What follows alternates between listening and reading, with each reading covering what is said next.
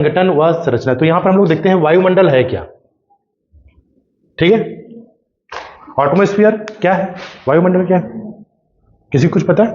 हमारे चारों ओर जो फैला हुआ वायु का जो आवरण होता है ना, ये सब क्या होता है, वायुमंडल, ठीक है। हमारे आसपास हमको दिखाई दे रहे हैं सब वायुमंडल है। इस कमरे में भी बहुत सारे वायु होंगी, है ना। तो यहां पर टिवार्था ने कहा, एक आपके पास एक कोटेशन है कि पृथ्वी से परिवेष्टित गैसों का एक विशाल आवरण जो पृथ्वी का अभिन्न अंग है और चारों ओर से घेरे हुए है, वायुमंडल कहलाता है। ये प्रोफेसर जी.सी. टिवार्था ने कहा है कि जितने भी पृथ्वी में जीव जंतु हैं वो वायु पर ही डिपेंड है, ठीक है। तो यहां पर वायुमंडल आखिर किन किन से मिलकर बनता है, चर्चा कर लेते हैं। इसको बोलते हैं वायुमंडल का संगठन। किस किस से मिलकर बनता है, ठीक है।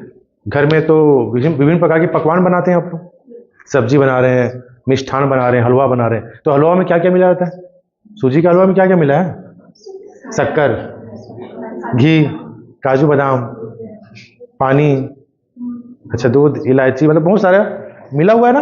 वैसी वायुमंडल में बहुत सारे हवाएं मिली, ठीक है। अभी एक घटना घटित हुई थी, एक कुआं की सफाई करने उतरे थे मुंगेली जिला में, एक परिवार के 2 लोग सफाई करने उतरे कुएं में, और कुएं में जहरीले गैस का रिसाव होने से वो वहीं बेहोश हो गए। तीसरा आदमी भी उतरा, तीसरा भी बेहोश हो गया, और एक समय के बाद तीनों मर जाते हैं। मतलब इस वायुमंडल में जहरीली गैसें भी हैं भाई, मतलब ये गैस का आवरण है वायुमंडल। तो यहां पर वायुमंडल का जो संगठन है, इसमें कौन कौन सा गैस आता है, तो सबसे ज्यादा नाइट्रोजन का है, 78%। सोचिए, कल्पना कीजिए कि 100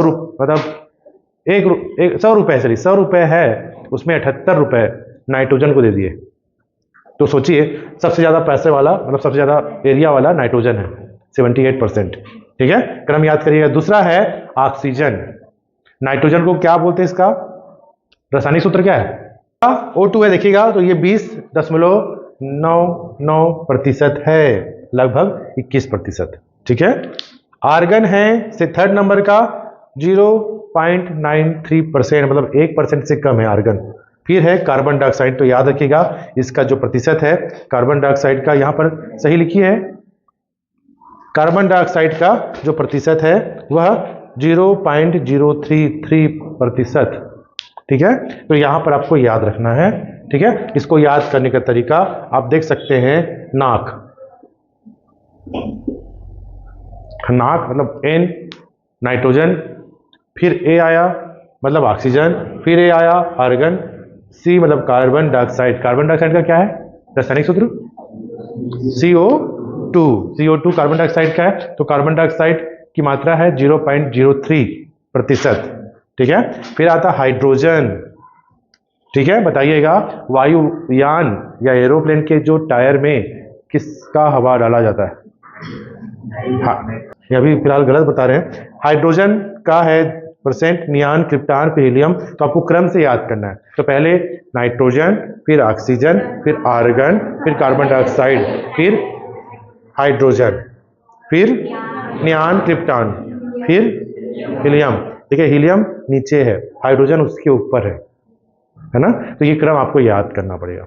इस सभी गैसों का जो आवरण है वायुमंडल कहलाता है, और वायुमंडल में इन्हीं का संगठन है, ये मिले हुए, ठीक है। समझ में आया वायुमंडल का संगठन क्या है। तो वायुमंडल में जो मिले हुए गैसों की जो मात्रा है वो संगठन के अंतर्गत आता है, इतने हैं, ठीक है। तो यहां पर वायुमंडल की संगठन क्लियर हुआ। और क्या क्या मिलता है वायुमंडल में, मतलब वायुमंडल के संगठन में क्या क्या है, ये गैसें हैं। तो गैसों का नाम हो गया। दूसरा क्या है, जल वाष्प। तीसरा क्या है, धूलकण। तो ये तीनों जो है मिले होते हैं वायुमंडल के संगठन में, ठीक है। दिनेश नहीं आ रहा है समझ में। तो वायुमंडल में 3 चीजों का संगठन है, गैसें हो गई, जल वाष्प। जल वाष्प आखिर क्या काम करता है, जल वाष्प की जो 8 किलोमीटर की ऊंचाई तक ही मिलेगा, उसके ऊपर नहीं मिलता, ध्यान दीजिएगा। धरातल से 8 किलोमीटर की ऊंचाई तक ही जल वाष्प पाया जाता है। जल वाष्प आप देखें, गर्म पानी वाष्प बना, तालाब है, ठंडक के समय सुबह सुबह उड़ते हुए जा रहा है। जल का वाष्प भी हवा में घुला मिला रहता है, और इसकी मात्रा बढ़ जाती है तो बारिश होता है। तो जल वाष्प की क्या जरूरत है सर? जल वाष्प आखिर वायु में क्यों घुला हुआ है? कुछ इसका बेनिफिट होगा पेड़ पौधे के लिए? देखिए जल वाष्प क्या करता है ना, हम लोग देखते हैं, ऑथेंटिक देखते हैं, जल वाष्प सूर्य के प्रकाश को डायरेक्ट धरातल पर आने से पहले उसको अवशोषित कर लेता है। तो इससे धरातल में जो सूर्य का जो तापमान है, गर्मपन है, कम हो जाता है। एग्जाम्पल है अभी थोड़ा बदली। तो जो जल वाष्प जो क्या है, सूर्य के प्रकाश को अपने में अवशोषित कर लेता है, इससे धरातल में तापमान उतना नहीं बढ़ पाता। दूसरा पार्थिवीकरण होता है। पार्थिवीकरण मतलब सूर्य ढलने के बाद धरातल का जो तापमान है, उष्मा है, और बाहर क्यों निकलता है, पार्थिवीकरण वापस जाता है। जैसे गर्म तवा, रोटी बना लिए, अब तवा मतलब रोटी कंप्लीट हो गया, बन गया तवा, अब क्या करोगे, गैस बंद कर दोगे, फिर धीरे धीरे आप देखोगे कि वह 5-10 मिनट बाद ठंडा हो जाएगा तवा, है ना। तो धरातल भी क्या करेगा, गर्म है सूर्य के प्रकाश से, वो धीरे धीरे ठंडा होता है।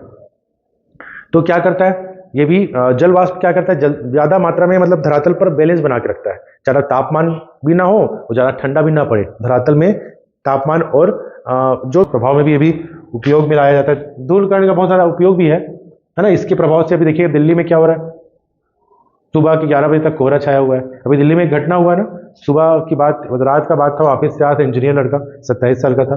वो क्या किया, उसको दिखाई नहीं दिया कोहरे के कारण, तो जहाँ पर गड्ढा था, जहाँ पानी भर चुका था, वह रोड से नीचे उतर के कार को वहाँ लेके चला जाता है, और वो कार उस पानी में तैरता रहता है 3 घंटे तक, 2.5-3 घंटे तक तैरता है। वो बचने के लिए कार के ऊपर चढ़ जाता है, उसको तैरना नहीं आता।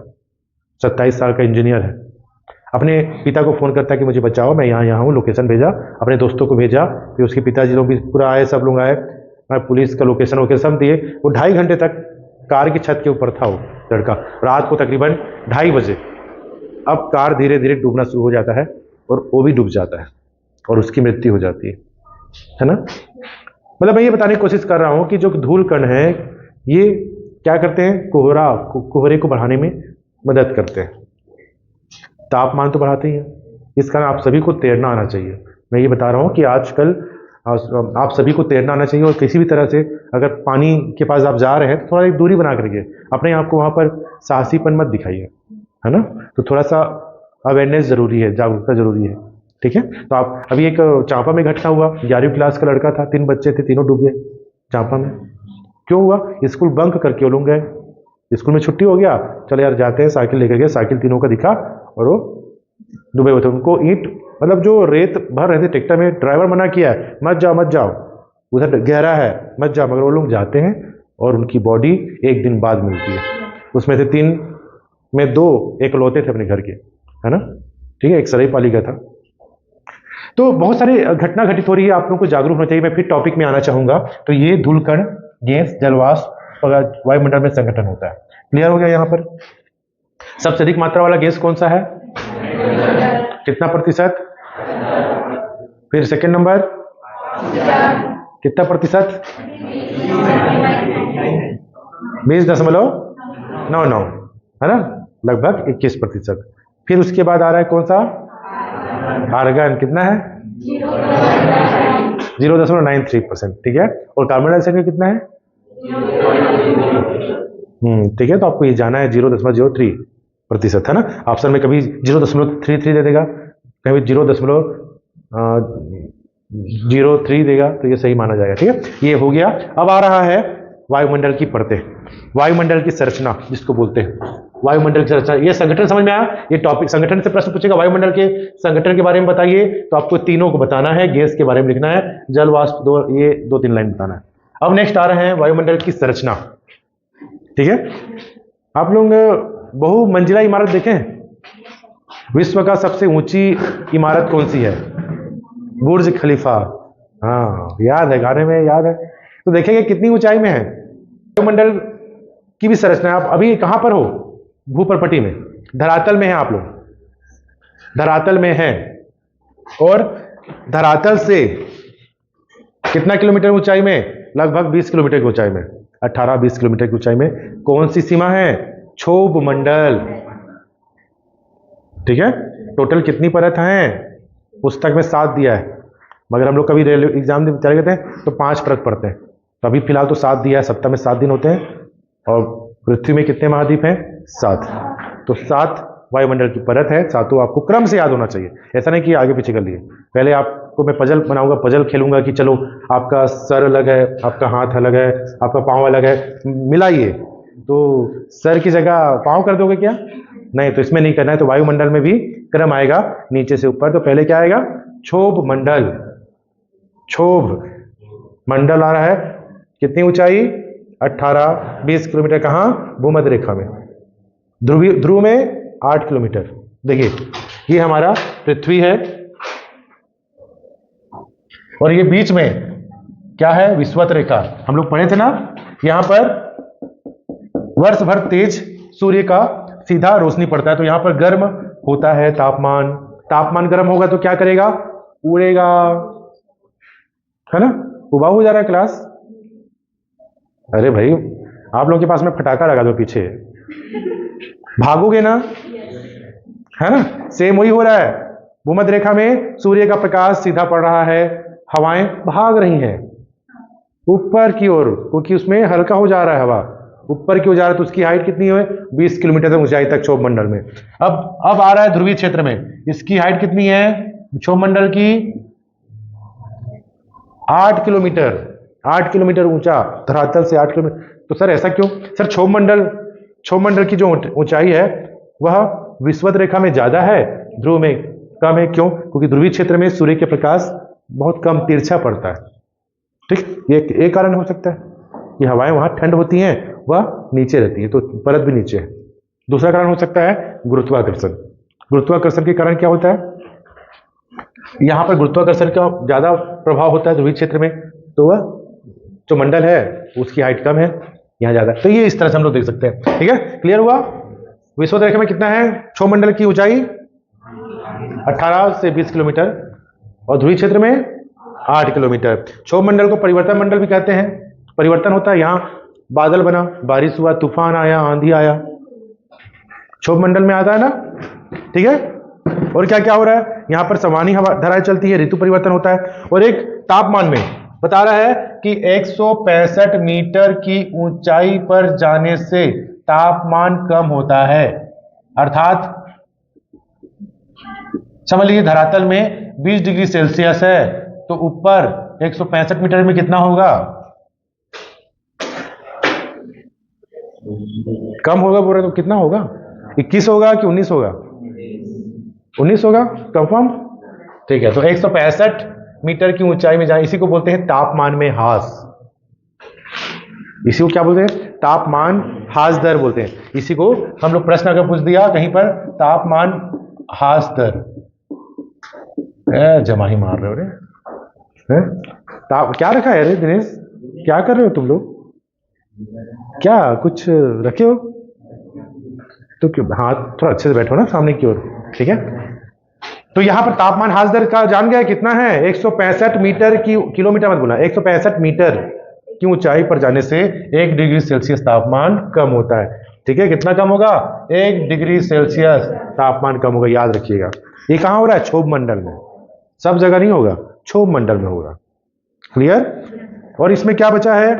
इसमें बता सकते हैं कि बादल बन रहे हैं, आपको बादल दिखाई दे रहे हैं, ये सब कहां? क्षोभ मंडल में। तो पहला सबसे निचला परत कौन हुआ? क्षोभ मंडल। कैसा लिखा है देखो। अब आ रहा है क्षोभ मंडल और समताप मंडल के बीच को बोलते हैं क्षोभ सीमा। ठीक है, एक ऐसा परत जिसमें से हवाएं, है ना, नीचे की ओर आ रही है, समझ लीजिए वापस आ रही है, रिफ्लेक्ट हो रही है। ये कहां पर हो रही है? क्षोभ सीमा में हो रही है। तो दूसरी परत है क्षोभ सीमा। यहां पर क्षोभ सीमा एक प्रकार का क्षोभ मंडल का छत है। समझ लीजिए इस क्लास में ये धरातल है, ये क्षोभ सीमा है, और बीच में क्या है? क्षोभ मंडल। ठीक है, बादल बन रहा है यहीं पर, उसके ऊपर नहीं बनेगा।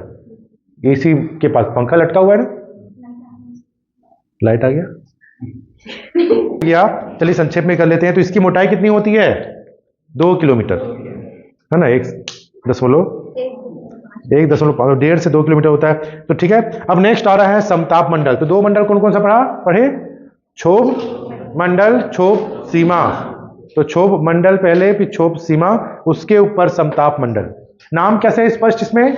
समताप मंडल में नाम है स्पष्ट, ऐसा मंडल जहां पर समान तापमान हो। अब ये वाला फार्मूला नहीं चलेगा, अब वहां घटना बंद, समान तापमान। अब जैसे कि आपको जाना है दिल्ली फ्लाइट से, बिलासपुर से समझ लीजिए दिल्ली जा रहे हो फ्लाइट से, तो जो एरोप्लेन है किस मंडल में चलेगा? क्षोभ मंडल में। मगर आपको जाना है दुबई, आपको जाना है थाईलैंड, एरोप्लेन से अमेरिका जाना है, तो उसका जो होता है वो समताप मंडल में चलता है, उसकी हाइट ऊंची होती है। ठीक है, क्या हो गया संतोषी, बहुत हंस रही है, हाँ? एरोप्लेन से नहीं जाना है क्या? ठीक है, तो ये समताप मंडल देखिएगा, इसकी जो हाइट है ये 50 किलोमीटर तक होती है। कहां से कहां? 20 से 50 या 18 से 50 किलोमीटर होती है। ये यहां पर मौसम हलचल नहीं चलती, ठीक है, नहीं चलती यहां पर। ठीक है, समताप मंडल होता है, इसको बोलते हैं स्ट्रेटोस्फियर।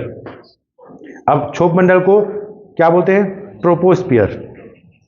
आपको आने वाले समय में ये पूछेगा ट्रोपोस्फियर क्या है, तो पहला ट्रोपोस्फियर, फिर ट्रोपोपॉस, फिर स्ट्रेटोस्फियर। समताप मंडल को स्ट्रेटोस्फियर होता है, यहाँ पर बादल नहीं बनते, मौसम परिवर्तन नहीं होता, समान तापमान है, इस कारण कोई हलचल नहीं होता, इसका एरोप्लेन वहीं उड़ती है समताप मंडल में।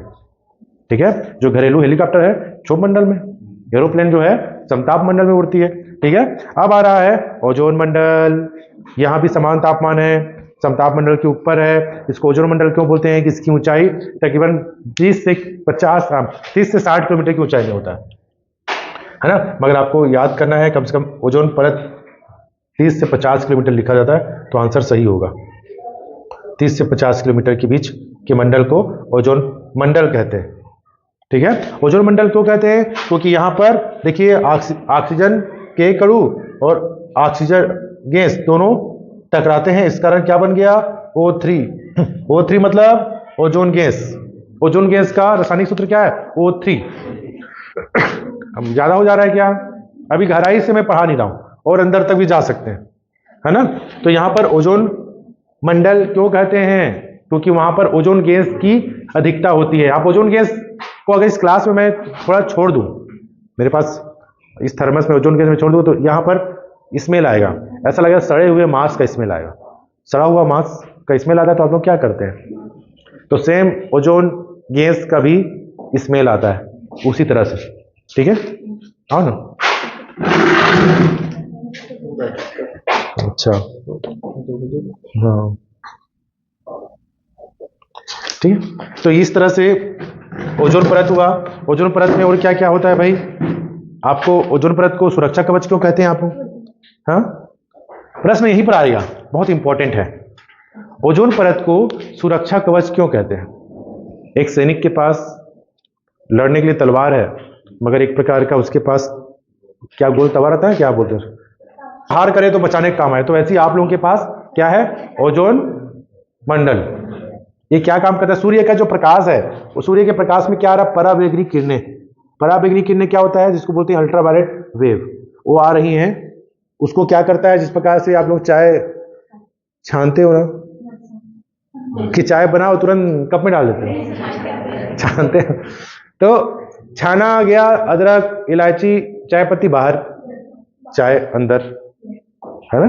तो वह सेम सूर्य का प्रकाश में जो पराबैंगनी किरणें हैं, वो इस ओजोन मंडल, हाँ बहुत अच्छा, तो पराबैंगनी किरणें वापस चली जाती है, जो त्वचा कैंसर को बढ़ावा देती है। इसका यूरोपीय देश में वहां के लोग क्या करते हैं? हमेशा समुद्र किनारे सूर्य के प्रकाश में अपने आप को सेकते रहते हैं, मगर वहां पर अब क्या हो रहा है? त्वचा डिजीज हो रही है, त्वचा कैंसर आ रहा है। उसकी वजह क्या है? ओजोन परत में छिद्र हो जाना।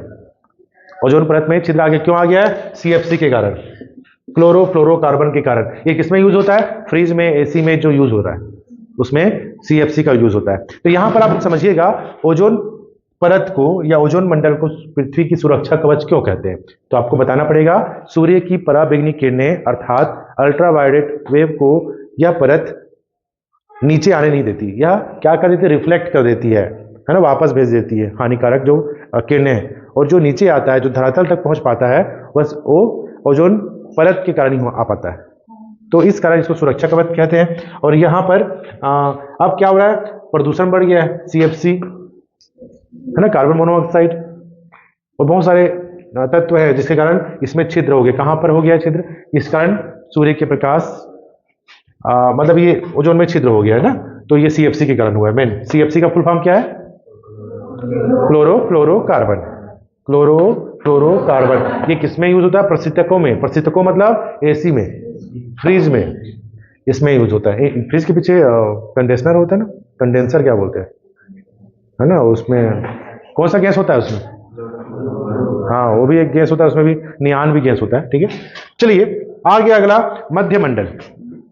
मध्यमंडल की ऊंचाई जो है 50 से 80 किलोमीटर होती है। इसमें तापमान तेजी से घटना शुरू होता है, फिर तापमान इतना घट जाता है कि -100 डिग्री सेल्सियस तापमान हो जाता है। अब मैं अभी देखा 26 जनवरी आ रहा है, तो वहां एक टीवी न्यूज में देख रहा था, सियाचिन ग्लेशियर में जो सैनिक लोग होते हैं परेड कर रहे हैं। सियाचिन ग्लेशियर विश्व का सबसे ऊंचा रणभूमि क्षेत्र है, जो जहां पर -50 डिग्री सेल्सियस तापमान बना रहता है। वहां पर जिंदा रहना ही सबसे बड़ी चुनौती है, क्योंकि वहां ऑक्सीजन लेवल भी कम हो जाता है। अगर आप लोग सैनिक में जाते हैं, अभी बहुत सारे सैनिकों को वहीं भेज रहे हैं, अभी एक का सिलेक्शन हुआ अग्निवीर में, वो भी वहीं गया है। ठीक है, सियाचिन ग्लेशियर तो बोलता है -50 डिग्री सेल्सियस तापमान। वहां आलू है, आलू को आप नहीं काट सकते क्योंकि पूरा बिना टाइट हो गया है। आलू को एक दूसरे पर मारेंगे तो बड़ा पत्थर है उसको। अंडे को वो लोग क्या उबाल के मतलब आमलेट नहीं बना सकते वो लोग, ऐसे करेंगे तो वो तो फूटेगा ही नहीं, बॉल की तरह हो जा रहा है, इतना माइनस में तो जम जा रहा है अंडा। तो देखिए, तो सोचिए -100 डिग्री सेल्सियस में कितना होगा। हिमांक बिंदु जान रहे हो ना, हिमांक बिंदु क्या होता है? जिस दर पर पानी बर्फ बनता है हिमांक बिंदु कहलाता है, इसको बोलते हैं 0 डिग्री सेल्सियस, है ना। तो ये -100 है, सोचिए मध्यमंडल में। नेक्स्ट उसके बाद आयन मंडल आता है। आयन मंडल क्या काम कर रहा है? आप लोग इतना, इसकी जो मोटाई है 80 किलोमीटर से 600 किलोमीटर तक होता है। सोचिए, याद करिएगा, ये बहुत अधिक गर्म होता है। यहाँ पर यह बिजली से भरी हुई परत होती है। आप कोई भी आप फोन है, यहाँ पर किसी को डायल कर रहे हैं, टावर जाएगा, टावर से वहीं आयन मंडल में जो सैटेलाइट होगा वो उसको रिफ्लेक्ट करके किसी और टावर में डालता है, फिर डायरेक्ट वहाँ से आदमी से बात होता है। समझ लो मेरे पास मोबाइल है, मैं समझ लो किसको फ़ोन कर रहा हूँ, अमन को फ़ोन कर रहा हूँ, उसके पास मोबाइल है, मैं जैसे यहाँ डायल करूँगा तो डायरेक्ट उसी के पास जाएगा क्या? वो यहाँ की टावर के पास जाएगा, टावर सैटेलाइट में जाएगा, सैटेलाइट फिर टावर में आएगा, फिर वहाँ से यहाँ आएगा।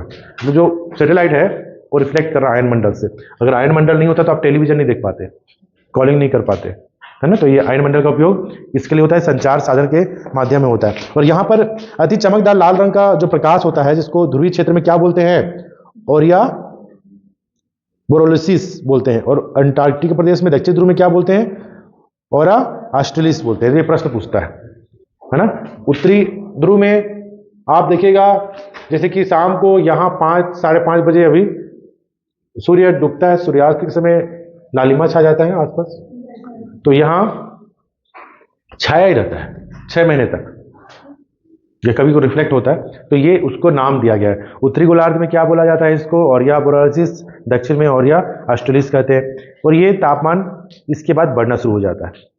फिर इसके बाद तापमान बढ़ेगा, इतना बढ़ेगा कितना? 1100 डिग्री सेल्सियस सेंटीग्रेड। सोचो, पानी कितने में उबलता है? 100 डिग्री सेल्सियस में। तो सोचो 1100 डिग्री सेल्सियस हो जाता है इसके ऊपर, मतलब बहिर्मंडल में। तो बहिर्मंडल आता है, वायुमंडल सबसे ऊपरी परत है, यह 600 किलोमीटर से ऊपर है, यहाँ हल्के गैसों से युक्त होता है, यहाँ पर पूरा अंतरिक्ष आ जाता है। तो इस प्रकार से परत हैं, क्षोभ मंडल, क्षोभ सीमा, समताप मंडल, ओजोन मंडल। तो ये ठीक है, ये परत का क्रम याद करना है। किसी को याद हुआ? बताइएगा अभी। तो ये परत है, हाइट देखिएगा। एक और है मौसम जलवायु के तत्व, तापक्रम, टेम्परेचर। एक आता है तापक्रम, टेम्परेचर क्या है, और एक है वायुदाब। अगर तापमान अधिक होगा तो वायुदाब क्या होगा? कम होगा। पता है आप लोगों को कैसे कम होगा? तापमान अधिक है मतलब गर्मी अधिक है तो हवाएं उड़ेंगी, मैं बताया था फटाका। तो तापमान अधिक होने से क्या होता है? गैसों में प्रसरण होता है, फैलाव होता है, और वह हल्की हो जाती है। मतलब वायु दाब न्यून, मतलब वायु का भार हल्की हो जाएगी, तापमान ज्यादा है तो। अगर ठंड है, तापमान कम है, तो वायु दाब क्या हो जाएगा, अधिक हो जाएगा। वायु ठंडी वायु है, उसका भार ज्यादा होगा। ठीक है, तो ये वायु दाब है और यही डिपेंड करता है वायु दाब वर्षण को भी। तो वर्षण, पवन क्या है, ये जो शब्दावली प्रयोग होता है ये देखना है, और एक है वर्षण। तो वर्षण क्या होता है इसको बताइएगा। वर्षण में आपका आ जाएगा वर्षा हो गया, कोहरा हो गया, हिमपात हो गया, स्नोफॉल हो गया, तो ये सब आते हैं। तो इस प्रकार से ये वायुमंडल का संगठन तथा संरचना का जो टॉपिक कंप्लीट होता है, इसमें आप लोगों को और अच्छे से समझना है तापक्रम को, वायुदाब को, पवने को और वर्षण को। पवन क्या होता है, पवनों की उत्पत्ति के बहुत सारे कारण होते हैं। पवन के कारण क्या होता है, वर्षा होती है, और यह हवाएं एक जगह स्थिर नहीं होती, हमेशा चलायमान होती है, जैसे कि हवा अभी चल रही है। तो ये हम लोग इसको समझेंगे। ये कौन सा टॉपिक है, वायुमंडल का संगठन व संरचना, ये संक्षेप में। तो इसको बताइए, कौन सी गैस सबसे अधिक मात्रा में पाई जाती है, कितना प्रतिशत, 78। कौन सी सबसे हल्की गैस है, गलत, बताना बोला हूं, कल बताना। और बताइएगा कितनी परत है, सबसे निचली परत, सबसे ऊपरी परत, बीच की परत, मध्यमंडल, बीच मतलब मध्यमंडल। ठीक है, कौन सी परत को पृथ्वी की सुरक्षा कवच कहते हैं, ओजोन मंडल। कौन सी गैस है वहां, ओजोन गैस, ओजोन मंडल में ओजोन गैस है, O3 मतलब। ठीक है, ये आप लोगों को थोड़ा रिवाइज करना है और अच्छे से पढ़ना है। ठीक है, नेक्स्ट क्लास में मिलते हैं फिर।